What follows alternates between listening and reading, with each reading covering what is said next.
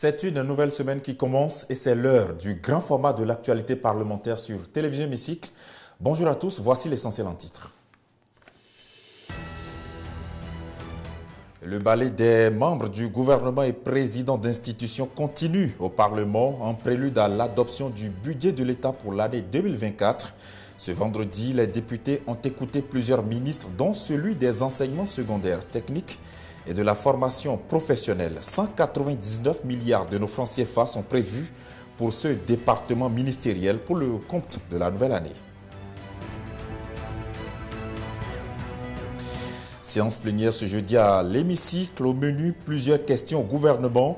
Le ministre de la Justice, Yvon Déthiénou, et deux de ses collègues membres du gouvernement étaient face aux représentants du peuple pour répondre à des questions orales avec débat.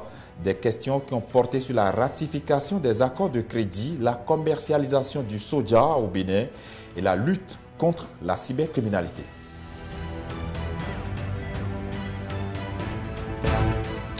Et puis, dans le magazine, on parlera mode et textile avec en toile de fond le pagne tissé appelé canvas dans le lexique local. Un pagne de plus en plus prisé des Béninois avec aussi beaucoup de changements au goût de modernité dans sa conception désormais. Dans le magazine, Océane Amoussou, vêtue elle-même en canvas, nous conduira dans les méandres de ce style vestimentaire.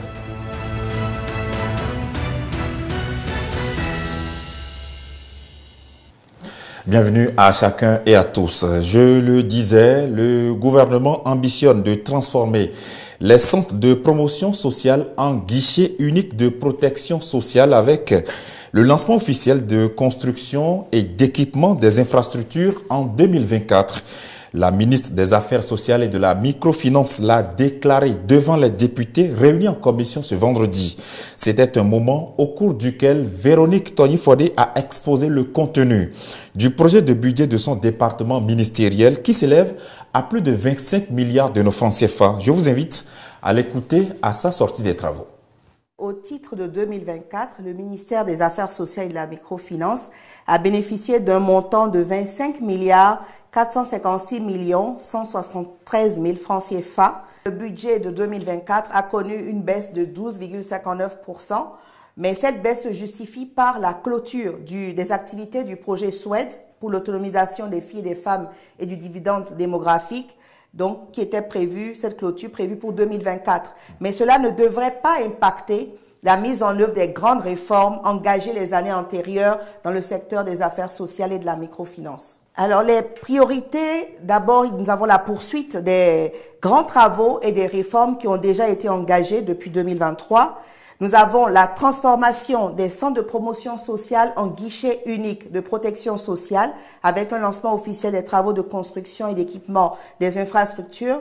Nous avons le transfert monétaire à 75 000 ménages pauvres extrêmes dans 33 communes à travers le programme de filets sociaux de protection sociale productif appelé Gbesoké, l'intensification de l'assurance maladie aux couches vulnérables, pauvres pour notre extrême, le renforcement de la lutte contre la mobilité transfrontalière des enfants, l'implémentation de l'initiative des classes socio-éducatives, la rénovation des centres de formation spécialisés des personnes handicapées, l'actualisation des documents de politique et l'élaboration de leur plan d'action, le renforcement des capacités des acteurs de la chaîne de protection de l'enfant en vue d'une meilleure prise en charge des diligences qui leur incombent dans les procédures, le renforcement de cadres institutionnels et réglementaires des adoptions, le démarrage du projet de finances inclusives et innovantes, l'évaluation d'impact du projet microcrédit à l'AFIA, la consolidation de la base de données des bénéficiaires des programmes de protection sociale, la mise en place ou la création d'un centre d'assistance psychiatrique, la mise en œuvre des dispositions des tests d'application de la loi portant protection et promotion des droits des personnes handicapées en République du Bénin, la digitalisation des services et prestations offerts par la mise en place donc d'un système de gestion intégré, l'implémentation d'un mécanisme de gestion des plaintes des services et prestations offerts par le ministère des Affaires sociales et de la microfinance. Et pendant ce temps, le ministère des enseignements secondaires, techniques et de la formation professionnelle aura besoin de plus de 199 milliards de nos francs CFA pour la concrétisation de ces projets en 2024. Entre autres ambitions de ce ministère, la construction des lycées techniques au Bénin et la formation du personnel enseignant. Je vous invite à écouter le ministre Kwaro Yves Chabi. L'an dernier, à cette même table, j'annonçais un budget d'environ 189 milliards. Et cette année, pour 2024, nous sommes à près de 199 milliards. Donc, ça fait un accroissement d'environ 5%. Vous savez que depuis l'an dernier, nous travaillons sur plusieurs chantiers, dont la mise en place des lycées techniques agricoles au nombre de 30, la mise en place des écoles de métiers, des centres de formation professionnelle. Et tout ça, autour de tout cela, il y a du travail qui se fait sur les curricula, sur la formation des enseignants, etc. Donc, ce n'est pas surprenant que ce budget soit ce que vous entendez. Les premiers lycées, déjà en février, et si les projections tiennent, en février déjà, les premiers travaux pourront déjà commencer. Vous saviez que déjà, depuis l'an dernier, nous avons mis en formation donc, des enseignants. Il y a une bonne cohorte qui est, par exemple, en France et qui est en train de finir cette année. Nous avons près de 700 élèves professeurs, adjoints et élèves professeurs certifiés à Kétou, à l'Université nationale de Kétou. Ils sont formés par l'université avec la collaboration de l'Université du KwaZulu-Natal, de l'Afrique du Sud. Et il y a beaucoup de choses qui se font. Mais ce que la population attend, les lycées, quand est-ce qu'on va les voir surgir du sol? Et c'est ce que je vous explique. À partir de 2024, donc déjà, les travaux vont commencer. C'est ça. Nous avons d'abord noté à travers les interventions des honorables députés qu'ils s'intéressent beaucoup donc, à ce qui se fait. Nous avons pu noter leurs préoccupations de voir ces lycées très rapidement se mettre en place. Et lorsque nous leur avons annoncé la bonne nouvelle, alors nous avons pu décrocher des satisfecits de certains parmi eux. Et cela veut dire qu'ils sont totalement contents de savoir que les choses bougent. Et de l'autre côté du ministère des enseignements maternels et primaires, le programme des cantines scolaires sera davantage généralisé en 2024. Le ministre Salimane Karimou était aussi de passage devant les députés ce vendredi pour défendre le projet de budget de son département ministériel. Un projet de budget dont le montant s'élève à environ 177 milliards de nos francs CFA. Le budget du ministère pour le compte de l'exercice 2024 s'élève à 177 milliards 892 millions 942 000 francs CFA contre 169 milliards 460 millions 373 000 francs CFA en 2023. Ce qui dégage une augmentation de 8 milliards 432 millions 569 000 francs CFA, soit un taux de 4,98%. Je dois pouvoir vous dire que le focus est essentiellement mis sur l'amélioration des conditions de travail et de vie des enseignants et également des apprenants. C'est le volet accès, équité et rétention qui prend en compte ce qui concerne les apprenants en termes du programme national d'alimentation scolaire intégré. C'est le volet pilotage et soutien qui prend en compte l'amélioration des conditions de travail des enseignants. Et nous avons le volet amélioration de la qualité de l'enseignement. Et pour que la qualité de l'enseignement soit de bonne facture, il faudrait qu'en plus de l'amélioration des conditions de travail des enseignants, qu'il y ait également les intrants pédagogiques.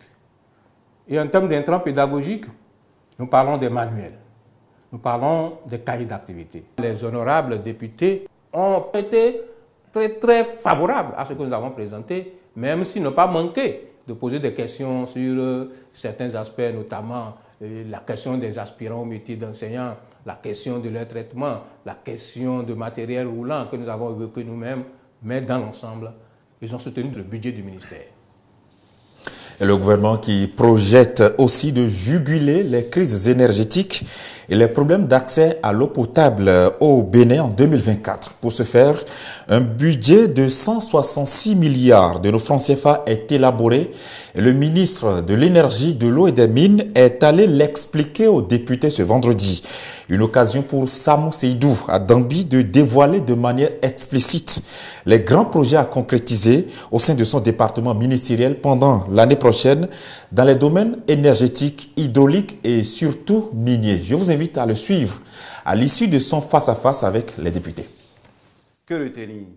Le budget global donc alloué au ministère en charge de l'énergie, de l'eau et des mines pour l'année 2024 se chiffre à environ 166 milliards de francs CFA. Pour le secteur de l'eau, c'est environ 94 milliards de francs CFA. Et pour le secteur de l'énergie, c'est environ 64 milliards 500 millions de francs CFA. Le gouvernement a déjà concocté un programme d'urgence que nous allons donc mettre à exécution en 2024 pour permettre d'atténuer et de réduire autant que fait se peut la durée des coupures, comme nous observons aujourd'hui. Également, permettre au cadre de la SB2E d'intervenir dans le réseau sous tension. Parce qu'aujourd'hui, pour intervenir, qu'est-ce qui se fait? Il faut couper. On a constaté donc que ça nous prend beaucoup de temps et dans les interventions, ça prend environ jusqu'à 45% du temps d'intervention. Donc on a estimé qu'il faut les former et là également un travail sera fait dans les tout premiers mois de 2024 afin qu'ils apprennent à intervenir donc, et que le réseau soit sous tension. Et pour les mines, nous sommes engagés résolument donc, en matière de recherche minière, surtout des minéraux stratégiques. Le lithium, le chrome, le colombo-tantalite et le nickel. Nous travaillons activement dessus.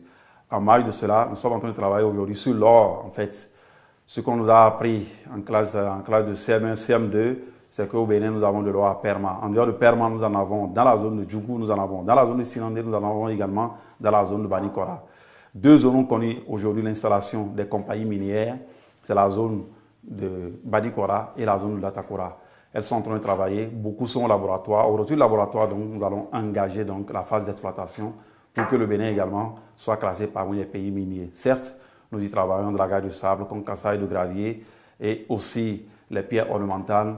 Tout, rien n'a été laissé donc, parce que c'est tout cela qui va accompagner l'effort de construire notre pays. Il faut de ces ressources-là. On ne va pas tout simplement se contenter d'aller chercher toujours. Ce que nous avons à l'intérieur également sera valorisé. En dehors de ces mines solides que je viens d'évoquer, il y a également les mines liquides et essentiellement donc l'or noir, le pétrole. Là-dessus également nous travaillons. Et je pense que 2024 va être une année de bonne annonce. Et vous le savez, depuis 2019, conformément à la loi 2019-40 du 7 novembre 2019 portant révision de la loi 90-32 du 11 décembre 1990 portant constitution de la République du Bénin, le président de la République a le droit de ratifier les conventions de financement et à rendre compte au Parlement dans un délai précis. Une situation qui a suscité des interrogations chez l'honorable Abibou Orukoubou, au point qu'il a saisi le gouvernement à ce propos. Le gouvernement qui lui a répondu à travers le ministre de la Justice, Yvon Detchenou. C'était à l'occasion de la séance plénière tenue ce jeudi. On fait le point avec Océane Amosso. Le gouvernement devant la représentation nationale ce jeudi 23 novembre. La première question orale avec débat examinée à l'occasion de cette séance plénière est relative au contrôle parlementaire de l'action gouvernementale en matière de conventions de financement soumises à la ratification. Depuis le 7 novembre 2019, date de promulgation de la loi numéro 2019-40 du 7 novembre 2019 à la date d'aujourd'hui, combien de conventions de financement ont été soumises à ratification et ratifiées par le président de la République? Quel est le montant cumulé des conventions de financement ratifiées par le président de la République à ce jour? Quelles sont les destinations de ces conventions de financement ratifiées par le président de la République? Sur le total de ces conventions de financement ratifiées par le président de la République, combien ont déjà fait l'objet de comptes rendus à l'Assemblée nationale? Fournir copie des différents décrets, des accords de prêt ratifiés par le gouvernement. En réponse à ces questions, le gouvernement a préalablement annoncé vouloir faire une communication. Un exercice assuré par Yvon Detchenou, ministre de la Justice en charge des relations avec les institutions. Des réponses qui n'ont pas satisfait l'auteur de la question, Ourou Koubou Abibou, et ses collègues du groupe parlementaire Les Démocrates. Au regard des réponses fournies par le gouvernement, il ressort que depuis 2019 à avril 2023, 76 accords de financement ont été soumis à ratification et les 76 ont été ratifiés par le président de la République, Patrice Talon, et ce pour la bagatelle somme de 2011 milliards 942 242 477 francs CFA. Ce montant représente, à n'en point douter, près de 62% du projet de budget général exercice 2024 que le président de la République s'est donné le droit de ratifier lui seul en lieu et place des députés de l'Assemblée nationale. Je laisse donc au peuple béninois le soin d'en juger lui-même. A contrario, les groupes parlementaires Union progressiste, Le Renouveau et Bloc républicain attestent que le gouvernement aura été assez clair et concret. Monsieur le Président, le contrôle de l'action gouvernementale était devenu du chantage à un moment donné. On faisait chanter le gouvernement. Vous avez un projet de 3 milliards, bon, nous exigeons 200 millions. Et dans cette même salle, des groupes parlementaires ont pris de l'argent. Je suis témoin oculaire. Ça ne se passera plus jamais. Monsieur le Président, vous pensez que le crédit aujourd'hui se donne à n'importe qui? Celui qui donne le crédit s'assure d'abord de la solvabilité de son client. Si on a des crédits, ça veut dire que nous sommes solvables. Certains ne sont pas préoccupés par les projets. Ce qui les intéresse, c'est de vilipender le gouvernement. Ils ont du mal, en tout cas certains, à comprendre qu'il est possible de diriger avec sérieux et rigueur. On vient d'en avoir la preuve avec la communication. Il est possible de respecter scrupuleusement les dispositions de notre loi fondamentale. Le gouvernement a toutes les fois rendu compte. Les différentes interventions des députés dans l'hémicycle sur le sujet ont été suivies de celles du gouvernement, représentées par le ministre de la Justice, Yvon Detchenou, qui a dit par ailleurs avoir pris acte des recommandations formulées par la représentation nationale. Et à l'occasion de cette séance plénière, le gouvernement a aussi été interrogé sur la commercialisation et l'importation du soja grain au Bénin. Une série de questions orales avec débat à laquelle la ministre du Commerce, Assouman Chadia, a apporté des clarifications. On reste avec Océane Amossou pour le point.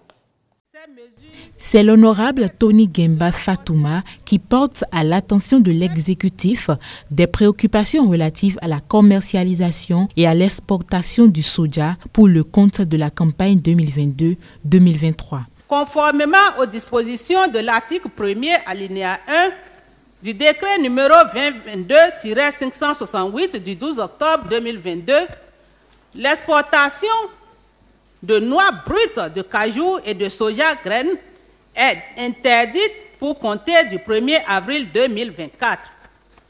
Pourquoi le gouvernement n'a-t-il pas attendu ce délai fixé par les textes avant de passer à la répression? À ces différentes interrogations, la ministre en charge du commerce apporte des réponses. Les conditions de déroulement des campagnes 2022-2023 de commercialisation des noix de cajou et du soja n'ont prévu aucune interdiction d'exportation.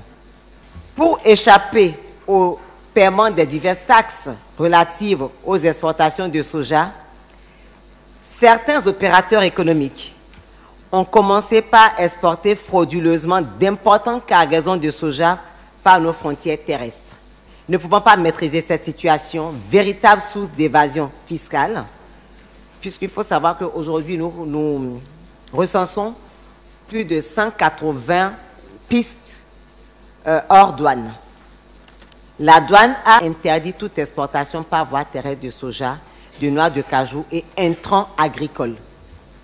Cette décision ne saurait être donc assimilable à une mise en application anticipée de la mesure d'interdiction des exportations. C'est un sujet auquel les élus du peuple portent une attention particulière. Étant dans un exercice de questions orales avec débat, ils ont eu droit à la parole pour exprimer leurs sentiments conformément au règlement intérieur de l'institution. Le Bénin a fixé une taxe qui s'est révélée être trop élevée pour la première année d'expérimentation. Et seul celui qui n'agit pas ne se trompe pas. Il y a eu des concertations avec les acteurs de la filière, avec les sojaculteurs, et aujourd'hui, le gouvernement a accepté de ramener la taxe à 30 francs. Ça, il faut saluer cette clairvoyance du gouvernement et souhaiter qu'on continue. La stratégie a été mal ficelée, mal planifiée. Mais il faut qu'on reconnaisse ça. Et c'est ce qu'on a reconnu, on est en train de corriger. Je crois que c'est ce que nous avons demandé dans l'intérêt des populations. Quand vous dites que c'est SIPI qui doit tout acheter, mais écoutez, SIPI n'a même pas les moyens financiers de le faire. Les paysans, on va les racketter, on les oblige à vendre à 270 000 francs la tonne, au moment où le Togo vend à 350 000, 400 000. Ce qu'il faut faire, à mon avis, c'est qu'il faut que nous, Béninois, nous commencions par nous interroger nous-mêmes. C'est vrai, le gouvernement peut avoir pris une décision dont les conséquences sont néfastes. Personne ne l'a nié. Et le président Talon qui dirige ce pays n'a jamais dit que lui, il est infaillible. Mais chaque fois qu'une décision est prise, il faut chercher derrière les choses qui sont en guerre entre elles dans l'ombre.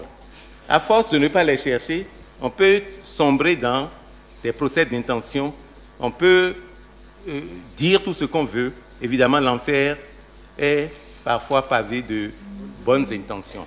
Des questions, apports et suggestions de la représentation nationale à l'endroit du gouvernement, représenté par la ministre du Commerce. Conformément au test en vigueur, le gouvernement a la possibilité d'envoyer des compléments de réponse aux députés par écrit. La ministre du Numérique et de la Digitalisation était aussi devant les députés ce jeudi. C'était pour répondre également aux préoccupations des députés par rapport à la lutte contre la cybercriminalité en République du Bénin. Une série de questions orales avec débat posées par le député régional Koumakbe Afide. Les détails avec Estelle Dokono. À l'initiative du gouvernement, de milliers de personnes ont été interpellées dans le cadre de la lutte contre la cybercriminalité au Bénin. Ce jeudi, la ministre du Numérique et de la Digitalisation est face à la représentation nationale pour expliquer un exercice de questions orales avec débat à travers des préoccupations du député régional Koumakbe Afide. Première question. Une étude a-t-elle été commise sur les facteurs favorables au développement de la cybercriminalité dans notre pays? Deuxième question.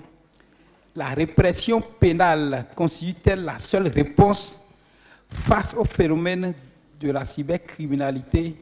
Pour répondre à ces questions, le gouvernement est représenté par la ministre du Numérique et de la Digitalisation.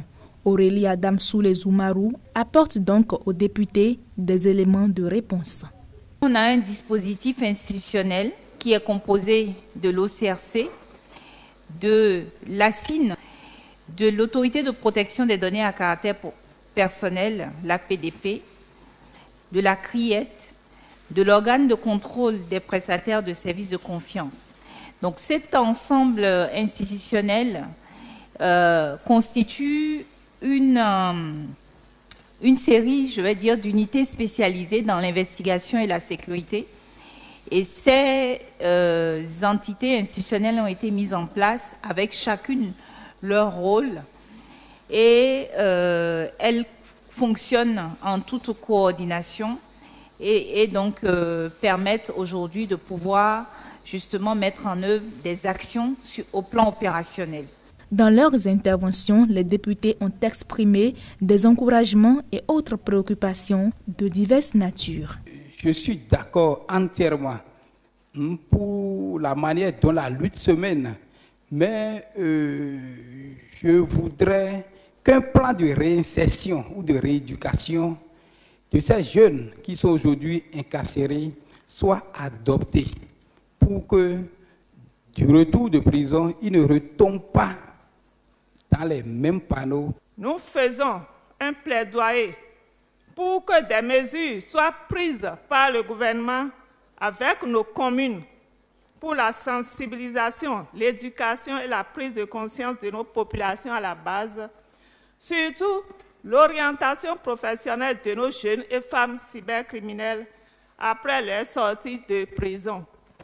Une fois nos jeunes frères, une fois notre jeunesse disent petits cyber-escrocs envoyés en tôle, il faut que nous cessions de leur faire croire que ce crime-là n'en est pas un et de penser, de vouloir, et il faut que nous cessions de vouloir faire d'eux des héros. Ce ne sont pas des héros, ce sont des criminels. Face à ces diverses préoccupations et suggestions, la ministre du Numérique et de la Digitalisation a apporté de nouvelles explications. Cette séance de questions orales avec débat aura été une occasion pour le gouvernement de faire voir ses efforts dans le cadre de la cybersécurité et de la lutte contre la cybercriminalité au plan national.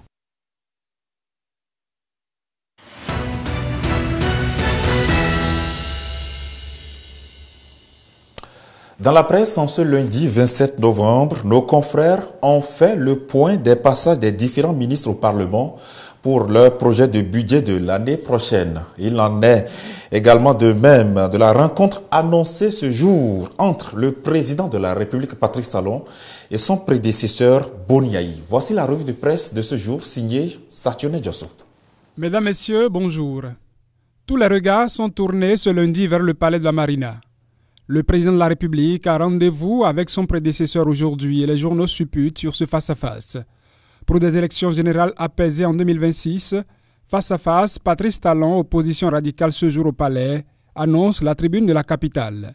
Le journal précise que c'est à l'initiative du président Patrice Talon que cette réunion se tiendra avec les responsables du parti d'opposition Les Démocrates et que le système électoral est le sujet au centre de la rencontre prévue dans l'après-midi. Pour Fraternité, en plus de la liste électorale, des préoccupations nationales seront également abordées pendant cette rencontre Talon-Yahi pour des réglages en attendant 2026. Quand on sait que le fichier électoral a de tout temps été objet de suspicion entre les acteurs politiques, le caractère intéressant et vital de cette rencontre ne se démontre pas, écrit Fraternité qui renchérit, que les démocrates ne veulent pas laisser passer l'aubaine d'un tête-à-tête avec l'actuel locataire de la Marina, sans aborder les questions qui leur sont chères, notamment celles relatives à l'amnistie au profit des prisonniers exilés dits politiques, l'organisation d'un dialogue politique national, l'emploi des jeunes, l'actualité autour des producteurs agricoles et les implications sociales des déguerpissements. Nord-Sud Quotidien s'intéresse aussi au menu de cette rencontre Talon-Yahi. Les 4 vérités, pour sa part, trouvent que ce sera une rencontre de vérité autour de sujets liés aux élections générales de 2026. Au Parlement, ce qui préoccupe depuis peu, c'est le projet de loi de finances, exercice 2024. Le balai des ministres en commission se poursuit. Quelques journaux rendent compte du passage des ministres qui étaient à l'Assemblée nationale vendredi dernier. Examen en commission des projets de budget 2024 des ministères sectoriels, Salimane Karimou, Yves Kwaro Tchabi, Véronique Toyin-Fodé et Samou Adambi ont planché vendredi, informe Adjatia News. Le matin donne quelques détails. Une hausse de 8 432 569 000 francs CFA pour le ministère des Enseignements maternels et primaires en 2024. Yves Tchabi-Kwaro défend près de 199 milliards de francs CFA pour le ministère de l'Enseignement secondaire, technique et de la formation professionnelle. 165 950 806 642 francs CFA pour le secteur de l'énergie, l'eau et les mines. Fraternité rapporte aussi le passage de Salimane Karimou, Samou Seydou Adambi, Véronique Toyin-Fodé et Yves Kwaro Tchabi en commission pour exposer le budget de leur ministère sectoriel. Et à Nord-Sud Quotidien de résumer. Budget 2024, éducation en hausse, affaires sociales en baisse. Des notes de football pour finir. Le championnat scolaire de football U15 UFOA de la zone B a livré son verdict ce week-end. Le Bénin, que défendaient les garçons du collège d'enseignement général de Sainte-Rita, est sacré champion et du côté des filles, le Bénin est 3e et est donc médaillé de bronze, lit-on dans Fraternité.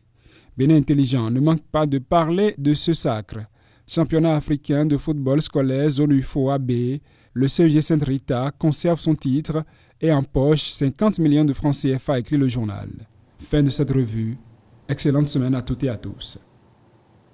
Voilà donc de quoi sourire avec les prouesses de ces jeunes équipes, peut-être les Guépas juniors et les Amazones aussi au plan sportif, à défaut d'avoir de grands résultats avec les Guépas seniors pour le moment. On va maintenant marquer une autre pause de 3 secondes pour arriver dans la dernière ligne droite de ce grand format, c'est la page magazine.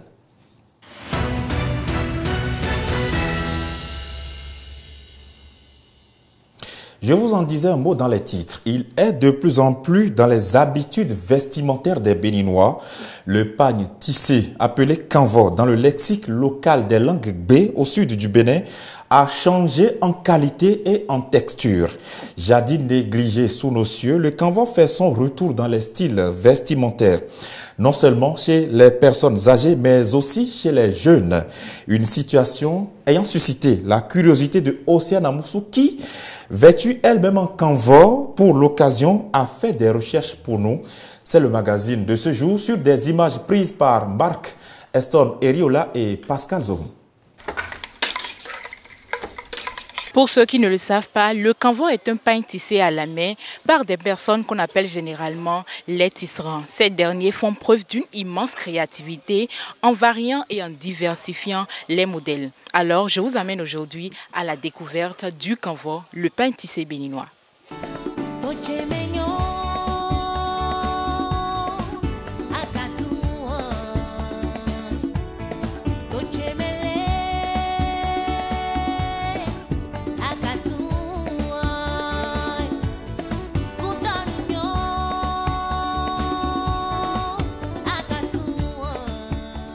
C'était l'idée de nos grands-parents qui avaient réfléchi à comment faire pour s'habiller.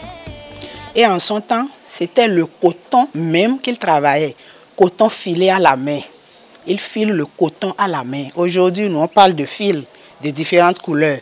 Avant, c'était le coton écru qu'ils travaillaient et ils tissaient pour donner un bon tissu. Le pagne tissé est purement fabriqué à base de coton, encore appelé or blanc. Du style de tissage, en passant par l'épaisseur des fils, les matériels utilisés, l'harmonie des couleurs et des motifs, rien n'est laissé au hasard.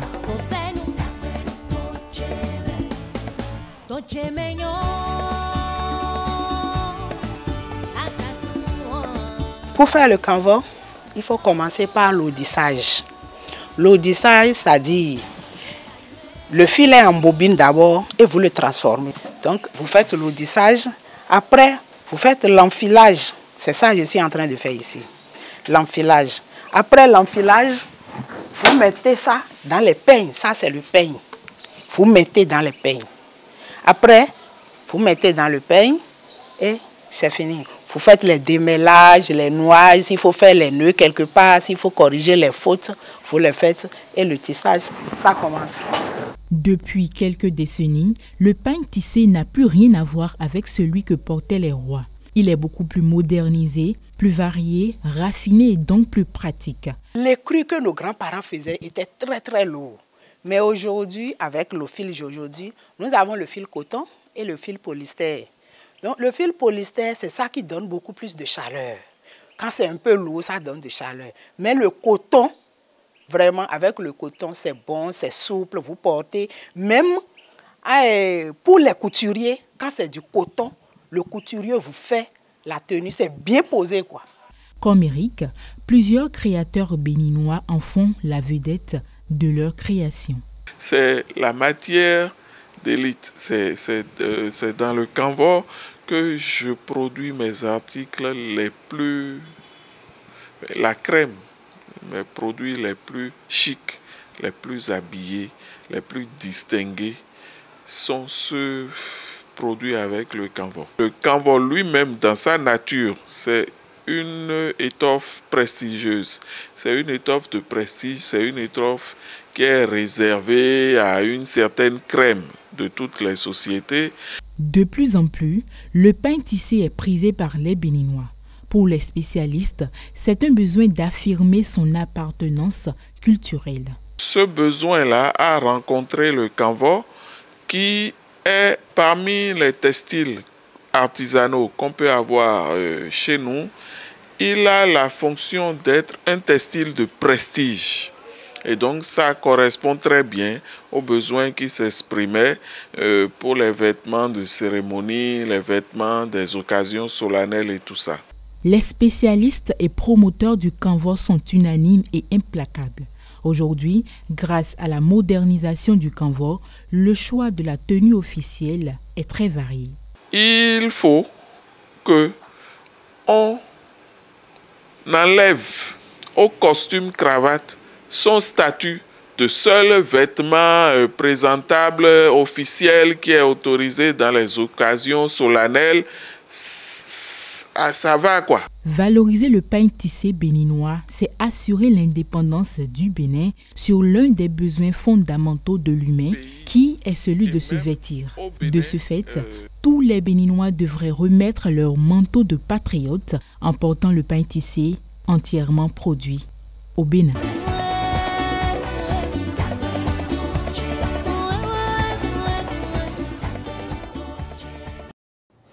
Voilà donc pour le canvas très prisé par la crème des crèmes, comme on l'a dit dans cet élément. Par exemple, le président de l'Assemblée nationale, la première vice-présidente de la République et le styliste l'a bien dit, ça pourrait aussi prendre la place de nos costumes et cravates, peut-être la présentation. Ça viendra certainement, assurément. Merci de nous avoir suivis et à demain.